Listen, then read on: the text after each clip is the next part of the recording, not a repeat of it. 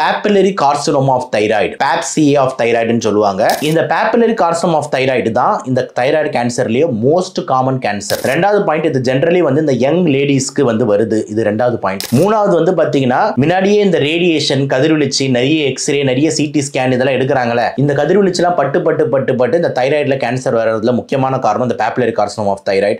அதனால வந்து கதிர்வீழ்ச்சிக்கு அப்புறம் வர்றதுன்றது மூணாவது ரொம்ப இம்பார்ட்டன்ட் பாயிண்ட். நாலாவது வந்து பாத்தீங்கன்னா இந்த papillary carcinoma of thyroid பொறுத்த வரைக்கும் ஜெனரலா வந்துட்டு நெறிக்கட்டிங்களுக்கு பரவக்கூடிய ஒரு தன்மை உள்ளது. அதாவது இங்க இருந்து பக்கத்துல இருக்கிற நெறிக்கட்டிக்கு பரவும், இங்க இருக்கிற நெறிக்கட்டிக்கு பரவும்.